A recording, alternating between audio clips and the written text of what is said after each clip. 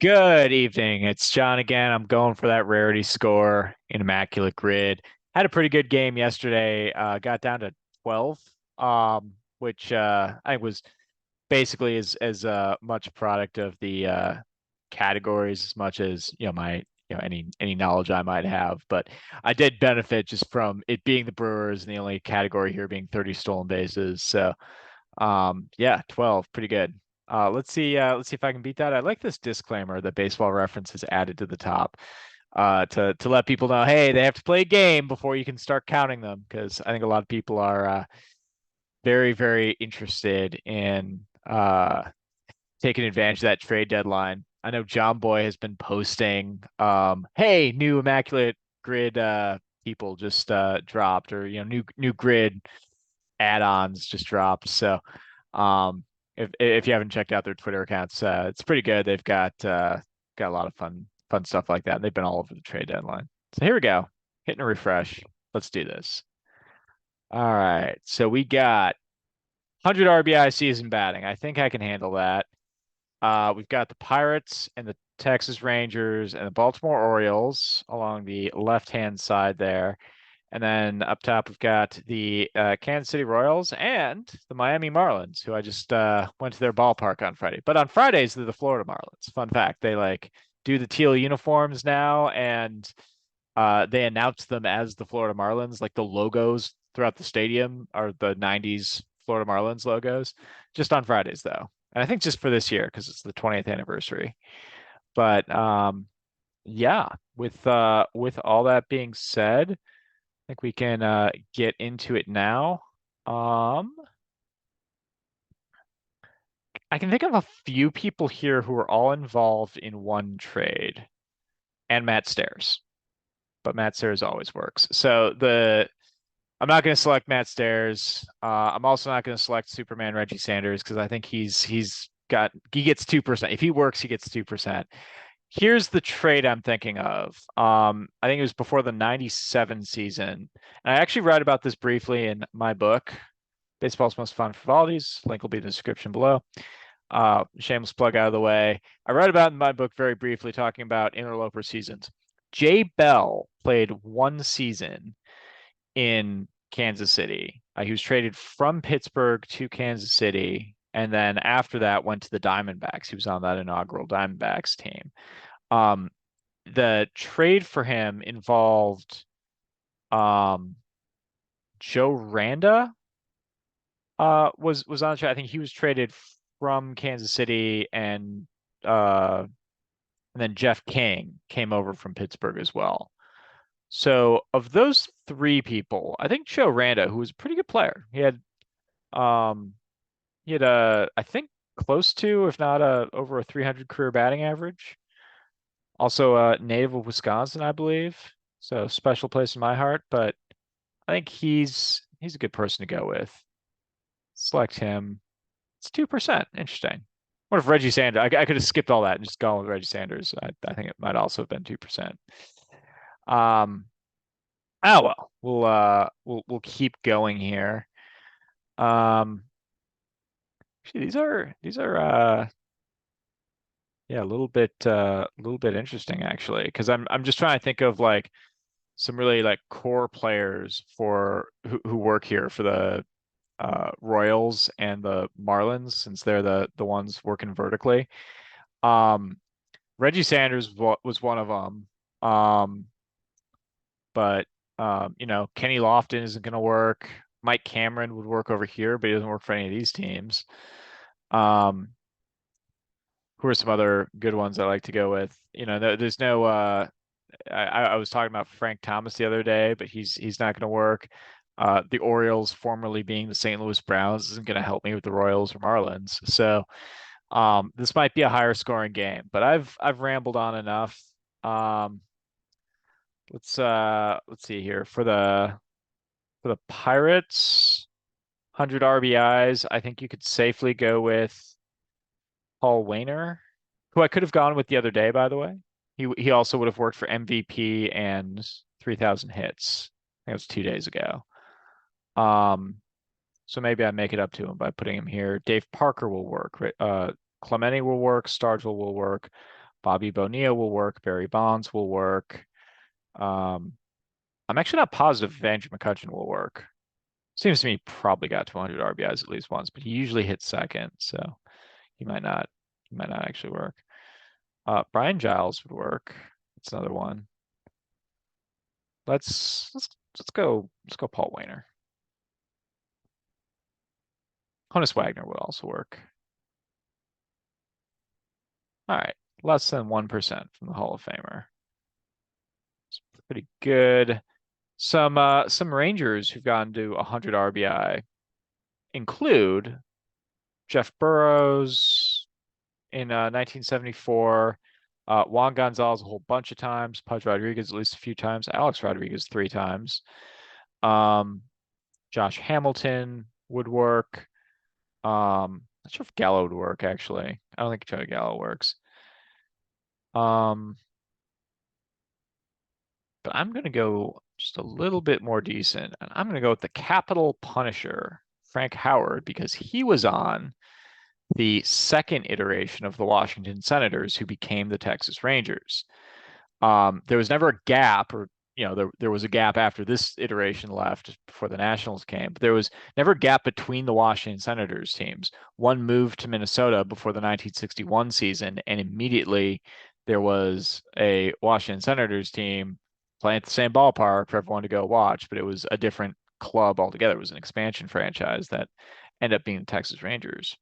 And fun fact, their first manager was Ted Williams. Anyway, there is under 1%. And let's see here.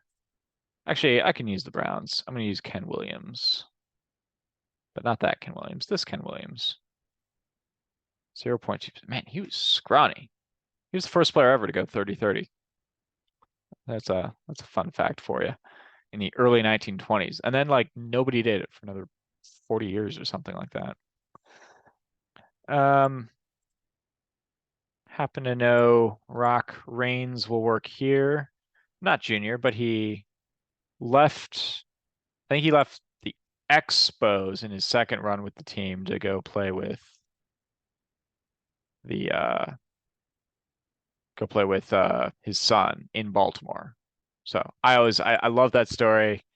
I'm a sucker for a good dad and son story. So I'm gonna select Tim Raines here, 0.5% from also a Hall of Fame. So I got 2 Hall of Famers in here so far.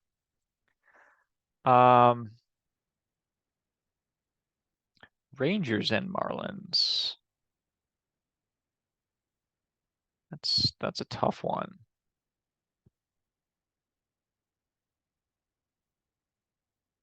Yeah, man, I'm actually I'm what did Jose Batista play for both these? I think he played for like 4 teams that all sort of sucked in like right before he became a prominent player. Um, or at least a few years before he became a prominent player. Um, but I don't know if the Royals and Orioles were both of them. I think the Orioles were one, but I'm not sure about the Royals. Let's see here. Marlins and Marlins and Pirates. We can dance around the horn a little bit. Ooh, I think Moises Alou briefly played for Pittsburgh. I think he played for Pittsburgh for like 1 year before going to Montreal. And he played 1 year for the Marlins. So I think he would work. Bonilla would work there. Both only played the 1 season, I think, with the Marlins. I think Bonilla was in that blockbuster Sheffield Piazza trade. Let's see. We got Devon White,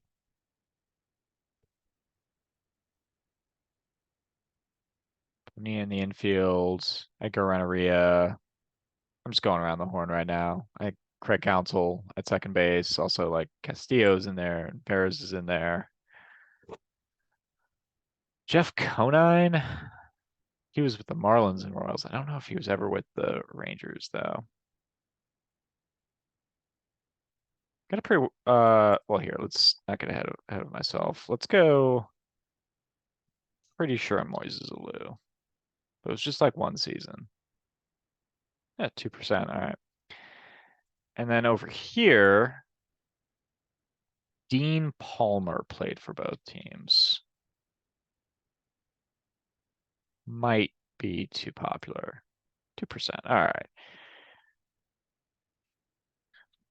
So now we're down to Marlins. Marlins and Rangers is an interesting one.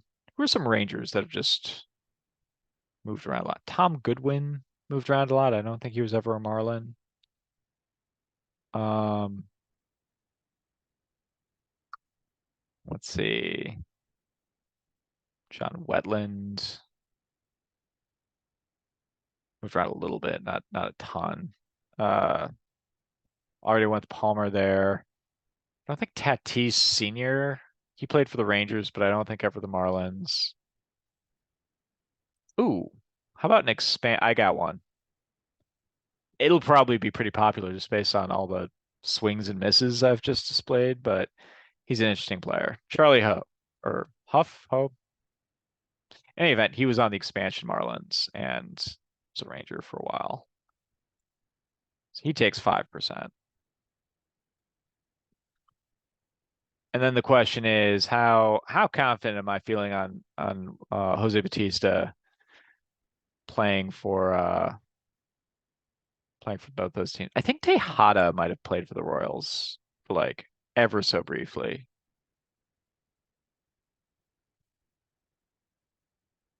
What are some other ones that would work? Going around the horn a little bit. Some pitchers from the late 90s because that's the game I play. I play in the late 90s because it's my comfort zone. But you got obviously you can throw out Ripken, Chris Hoyles, Rafael Palmeiro, Will Clark, nope, nope, and nope. Delino Shields, BJ Surhoff, Jeffrey Hammonds, Brady Anderson. Joe Carter was briefly with the Orioles. He's never a Royal. We go Royals from around the same time. You got Kevin Appier, you got Jeff Montgomery, you got Mike Sweeney, you got Joe Randa. I already took him. Um, some outfit like Damon was on those teams. Jermaine Dye, I don't think ever made his way to Baltimore. Um, quite sure he did not. So, um, Graffinino, Lockhart, these kinds of guys. I don't think Saberhagen ever made his way to Baltimore. I think Miguel Tejada was ever so briefly a Royal, though. I think so. It's bugging me. I can't come up with anyone better though, or anyone more obvious. I think he just played the one season, got 24. All right. How did Tejada do actually?